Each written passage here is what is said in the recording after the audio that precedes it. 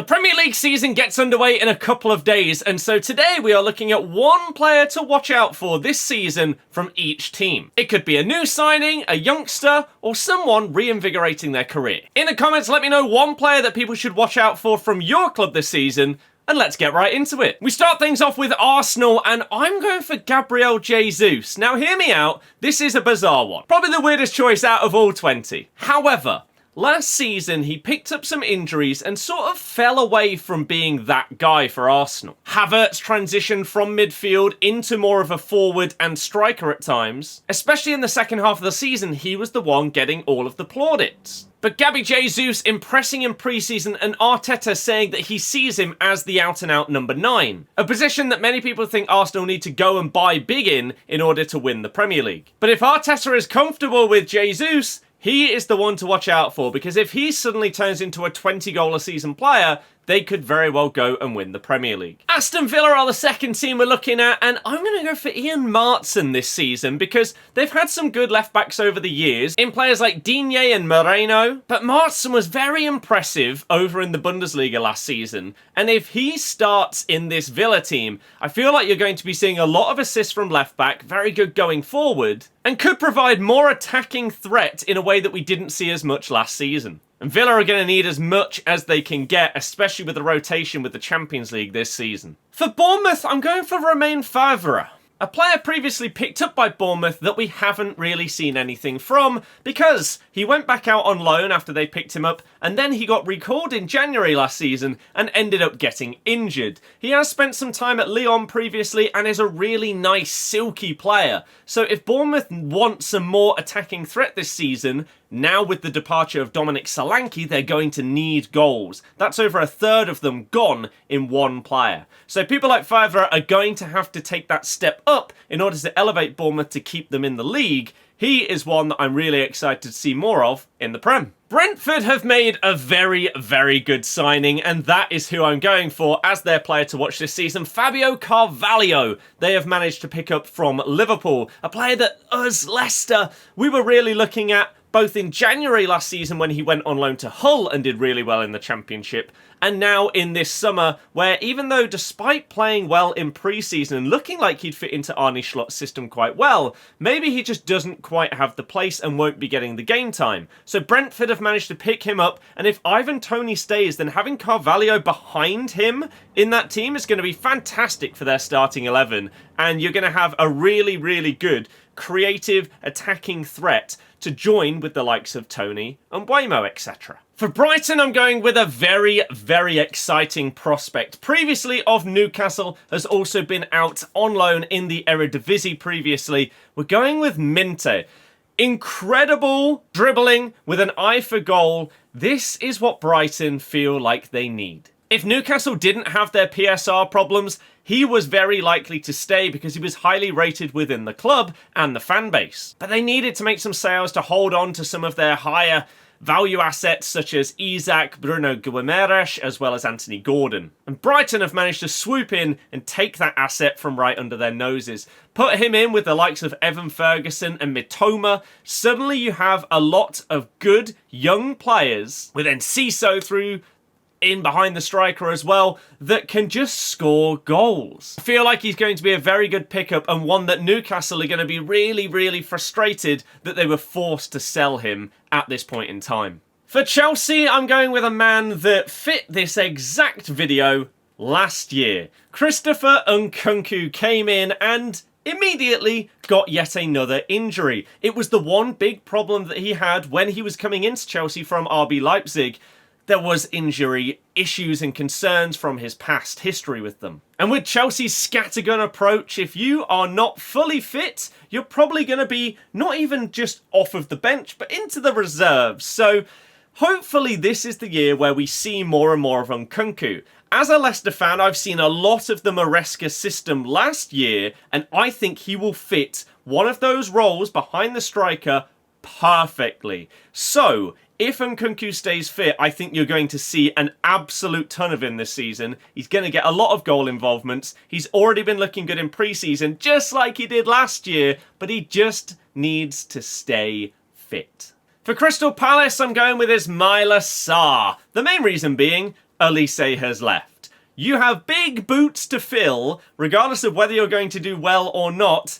All eyes are going to be on you, because they have lost an absolute superstar. They do still have Eze, and they have the very well-performing under Glasner, Mateta, still in the squad, but Ismail Sarr has been that guy that they've decided to bring in. Can he make the step back up? He's been a player that has been linked with big teams previously, especially Liverpool a few years ago. So will he be able to actually fill that void left by an incredible talent in Elise? I'd be surprised. However, if you can just be pretty good rather than, oh my god, what a terrible replacement, then I think the fans will be okay with that, because they know that living up to that level is basically impossible. For me at Everton this season, there is only one player to watch, and that is Ndiaye, for a couple of reasons. One, Sheffield United were so reluctant to sell him before coming up to the Premier League. He ended up moving to Marseille for roughly 20 mil, and they went straight back down. He was fantastic for them, and was basically their best player. Would they have stayed up with him? Who knows? They were pretty bad. But Everton have been looking for a striker for years. The amount of times that people have said, if Calvert-Lewin stays fit this season, he's gonna smash it. It doesn't happen. They've tried Danjuma, they've tried Beto, they've tried numerous other players, and it has not worked out. So is Ndiaye going to be that guy to finally fill that spot that they've been looking for years? For their sake, hopefully. This one was a tap-in for Fulham, really, wasn't it? Emil Smith-Rowe has joined them from Arsenal for a big fee, it has to be said. But Fulham are really looking for that guy to link up play just behind the striker that can also chip in with some goals. They previously had Fabio Carvalho in the past before Liverpool plucked him. Obviously it hasn't worked out for him, now he's at Brentford. But he was really, really good at Fulham. They had Andreas Pereira. They've had a few players that have looked solid, but just not quite taken that full leap. Their striker position has also been a problem for a couple of years now. Last season, Jimenez did okay, a little bit better than previous years, but Emil Smith-Rowe, for that kind of money, has to step up. You can't be spending 35 mil on a guy that hasn't really played that much, to be honest, for Arsenal in the last few years. After taking the number 10 shirt, it looked like he was going to be the guy for the next few years to just propel onwards and upwards consistently. But it has turned out to be players like Saka instead. So, will we see Emil Smith-Rowe back to his best at Fulham? We'll have to wait and see. For Ipswich this season, I've gone with Leif Davis because he did so incredibly well in the Championship last season, creating an incredible amount of chances, getting an absolute ton of assists. The question is, can they keep up that kind of forward thinking from a fullback in the Premier League? A lot of people making this kind of video would probably go for Omari Hutchinson. He was very good on loan for Ipswich last season in the Championship, and they've now signed him permanently from Chelsea, which is great for them and their hopes of survival this season under Ian McKenna. Fantastic manager who got an amazing output from a fullback. In the Premier League, they're not going to be able to have as many chances, they're not going to have the ball as much, they're not going to be able to create as much. So, can we still see a really good output from Davies, or is he going to be massively hindered, and any shouts of an England call-up and things like that, are they going to be quashed in the Premier League? I'm genuinely intrigued to see. At the time of recording, my club are linked with numerous players, especially forwards, including Wilfried Zaha. That would be a great player to put in this video if he signs. However, we are very slow at transfers, and I've got to get this video out before the season starts. It only feels fair. So I am going with our star boy, Abdul Fatawu. Signed him on loan last season from Sporting Lisbon. He was amazing. He wasn't even potentially going to be the starting right winger, but he came off the bench a couple of times and lit the place up, especially at home against Southampton on his debut. He just did not care about, oh, you know what, I'm not going to bother going at my wing back right now. He just did it. Left foot, right foot, didn't matter. If you want to see an exciting winger who wants to go at a defender and try and beat him, whacks out some skills here and there, and can curl it top bins from the edge of the box, this is your guy. There is a very good chance that we get relegated next season. You will have to wait and see my Premier League predictions to see if I think that's going to happen. But if we do, someone is buying Abdul. This kid is going to the top. He is a baller. Fatawo Abdul. Liverpool don't want to sign any players, or they are struggling to sign players, and so we've got to choose a current one in order to watch out for this season. There are a couple of choices, but I've landed with Diogo Jota. And the reason why is because he has looked great for Liverpool since he signed. He was amazing at Wolves, and ever since signing for Liverpool, he has been impressive. One thing is, he's not quite broken through ever to be that star that starts every game. He's also had a few injuries. So, this season, it looks like he might be starting the first few games. Because of pre-season, he's been going through the middle up front. Liverpool have lacked that proper striker for a few years now. They've tried Darwin Núñez, but he's better off the left. They've tried Gakpo, but he's better off the left. Even Luis Diaz through the middle, he's better off the left. So Diogo Jota looks like he's going to get his chance. He could be the guy that basically stops the doubters from having anything to say, who think, Liverpool, they're not signing anyone. How on earth are they going to get top four with this new manager? If Jota plays to the level that we know he can, he is going to be amazing. So keep your eyes out, especially in FPL. Manchester City are a tough one to do this for, aren't they? Because a player that has played the previous season but hasn't done that great, a lot of the time, suddenly, boom, they are incredible. However, this man, Oscar Bob, well, barely a man, he's very young, but he looks incredible. He did okay in the Euros as well, but towards the tail end of last season, he was getting a few minutes here and there in the Premier League and even the Champions League for Man City. Most notably, his goal against Newcastle. Kevin De Bruyne's return from injury was graced with a beautiful ball, and Oscar Bob with an incredible touch, and then a lovely Cricketer-esque finish. He has an amazing amount of talent, and this season, it looks like Man City might be giving him more minutes. Now, they do have Savinho as well, who could easily have been my choice for this, but I think for a graduate from the academy coming up through the ranks into the senior team is a much more interesting story. And everyone seems to enjoy watching Oscar Bob play. I really, really hope that this is the season where he gets that amount of minutes that he deserves and explodes onto the scene. Talking of young wingers, let's go with Amad Diallo for Manchester United. This is a really hard one as well because they've not made crazy signings this time. They've signed a few centre-backs and they're signing Mazraoui as well, which is good and may shore things up at the back. However, the forward area is the problem, and was the problem last season, that they just couldn't quite seem to gel. They weren't getting enough goals. Rashford was poor. Sancho had the falling out and then went back over to Germany. You just couldn't quite make things work, especially with the incredible overspend on Antony. Amad Diallo, he's looking pretty good. Towards the end of last season, and now in pre-season, he is really stepping up and looks like he is going to feature heavily in Ten Hag's system this year. We are also hearing that Sancho could potentially play anywhere across the front three, but he is getting linked 2 moves away, especially to PSG, heavily recently. So I don't feel like I can go with him, although it might be his regeneration season where he basically proves, okay, I wasn't a flop. I'm here. This is me. I'm him. But again, with the links away, I'm going to go with Amad because it's an exciting one. Sancho, we know the levels that he can reach. He just hasn't quite hit those at Manchester United. Diallo has bags of potential, and let's see if he can reach that star level player. For Newcastle, I'm going with Tonali.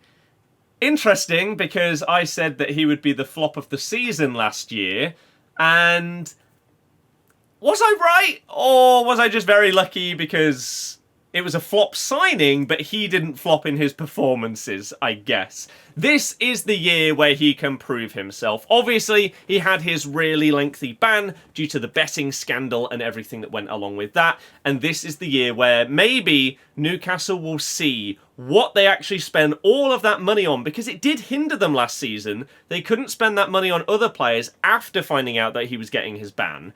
So it really put them in their place. Their midfield was a problem last year. You had Joelinton getting injuries. Bruno G couldn't carry everybody else at the same time. So Tonali back in there could really offer them a lot more solidity in that midfield, which they desperately need, because it was getting overrun and therefore the defence was getting exposed last season. There's a reason why you saw Dan Burn go from this incredible, unlikely beast of a defender and Trippier just turning into just terrible players last season. It's because the midfield wasn't there to help them out. So I'm really looking forward to seeing Tonali properly play for Newcastle, and hopefully he can do very well. Elliot Anderson was a monster of a signing for Nottingham Forest. Once again, Newcastle unable to keep hold of everyone that they want to because their finances over the last couple of years just haven't been that well done, especially following on from the Tonali issue, which basically left them with a massive hole in the money without a player to fill that. So Anderson has moved on to Nottingham Forest for a decent fee for such a young player who hasn't featured that much. But Newcastle fans loved him and thought that he was going to be this really good player, a bit like Minter. But they've had to sell due to PSR, and other clubs, I think, are really going to benefit from this. Newcastle, yeah, they're going to struggle without them, but they have other players like Tonali coming back from injury. It's not as bad. And the betting thing. So Anderson going to Forest. They have had a crazy approach to transfers since getting back into the Premier League, but they have managed to stay up. And that's all they've needed, because now they can try and be a little more concise with their signings, not go out and buy 15 players every window, and just calm things down a little bit. Offload the guys that haven't really worked out and bring in some big money names to try and move slowly but surely up the table. And Anderson could easily be that guy that helps them do that this season. Adam Armstrong is getting a second chance at the Premier League. That is why he is my one to watch for Southampton. If you watched the Championship last season and you were tuning into a Southampton game, you were probably seeing him score a goal, because my goodness was he doing it often. It was crazy. He was unstoppable last season in a Southampton team that did just get over the line through the playoffs, but without him, they wouldn't have been anywhere near to it. Especially after losing players like James Ward-Prowse, it really set them back. But Adam Armstrong, incredible goal scorer, and also getting some assists as well. However, last time he was in the Premier League, he didn't really feature as much as I thought he would. I thought it was actually a really good signing that they made. They picked him up from Blackburn, I think it was, and I thought that he was going to be the guy instead of like Che Adams and Danny Ings and stuff when he was leaving. Maybe he could be the one that keeps him in the Premier League. But he didn't feature as much, and when he did, he wasn't really doing as much as I thought he would. So this is his take two. He's coming off the back of a fantastic season. Can he take that form into the Premier League? If so, that is the way that Southampton are going to stay up. If he doesn't perform, they're going back to the Championship. For Tottenham, I could easily go with Dominic Solanke, but everybody knows how good he is. He smashed it for Bournemouth last season. He's probably going to smash it for Spurs. He's in my FPL team. Spoiler for a video coming out this week. I'm going with Archie Gray instead. I was surprised at first. Archie Gray was being linked away from Leeds, but to clubs like Brighton and Brentford that are just that level below. And I thought, he is a star player. He's young, he's incredibly versatile, and he's very talented. If you didn't see him play enough for Leeds, then he can play at right back, he can play in midfield. The guy is a very good talent. And so Spurs picking him up for a decent fee, it has to be said. They have got one for the future. So I'm really hoping that we get to see Archie Gray get a good amount of minutes. Whether he's going to do a sort of Pascal Gross role that that would have been the reason why they would have signed him at Brighton, for just the versatility, or whether we're just going to see him nail down a position in a Spurs squad. You've got Pedro Porro at right back, surely he's going to stay there. Is Archie going to manage to force himself into the midfield? We'll have to see, but a fantastic signing. Leeds very sad to lose him, but again, PSR issues and stuff like that. If they got promoted, it would have been fine. He would have stayed, and he would have been in my one to watch for Leeds this season. But Spurs, great pickup. Let's see how he does. Speaking of players that have left Leeds, for West Ham, I'm going to go with Crescencio Somerville. West Ham have actually made an incredible set of signings. I will be doing a video that is going to be ranking who won the transfer window, and as it stands, we've still got a couple of weeks left, but West Ham are right up there, and this guy is one of the reasons why. A lot of you won't have watched that much of the Championship last season, but if you did, you probably were watching highlights of Leeds, Southampton, Ipswich and Leicester. You would have seen Adam Armstrong scoring, and you would have seen Somerville destroying defensive. A fantastic winger with a ridiculously good eye for goal. The amount of times that he cut in last season off of that left wing and pinged it far post was ridiculous. He was very, very impressive. Even in the Premier League last time when Leeds got relegated, he was more of a sub in that season. I remember in a home game he came on against us and played through the middle and was dribbling through as like it was nothing. It was a very, very scary to watch, to be honest, that they had such a good player that was a sub. But he's since moved and become an out-and-out left winger and dominated the Championship last year. Player of the season, easily, in my opinion. So West Ham, for 25 mil, a ridiculously good fee, he could make that step up comfortably. And to end things off, we've got Wolves, and I'm going for Rodrigo Gomez. Obviously, Wolves have had a bit of a setback. They have lost Pedro Neto, a phenomenal footballer who has gone to Chelsea for a huge amount of money. It has to be said, like 60 mil is crazy, but he is amazing. So, how do you basically go about your next season? Well, Rodrigo Gomez is a forward Brazilian that hopefully is going to fill that void. You've also got Mateus Cunha. You may have Guedes coming back and playing this season. He has featured in pre-season rather than being in La Liga. And so, is Rodrigo Gomez going to be that guy that can fill the void? We will have to wait and see. But if you're spending money on a forward, your hope is that that can be the case. And as with the Palace position of losing Elise and signing Sarr, if you lose a star player, all eyes are going to be on the replacement. Even if you haven't gone out and spent 60 mil on the replacement, everyone's going to think, okay, right, we've got rid of this guy. What can you do? So, a bit of pressure, but that is just how football goes. So let me know, do you agree with my shouts for the ones to watch? And if not, who do you think we should be looking out for in the Premier League this season? We've got loads of videos planned for this upcoming week to start off the Premier League with our full Prem predictions, my Game Week 1 fantasy team, ranking all of the away kits, and we're going to do a watch-along for the first game of the season, Man United against Fulham. So hopefully I'll see you there. Thank you very much for watching. I'll see you guys next time. Goodbye.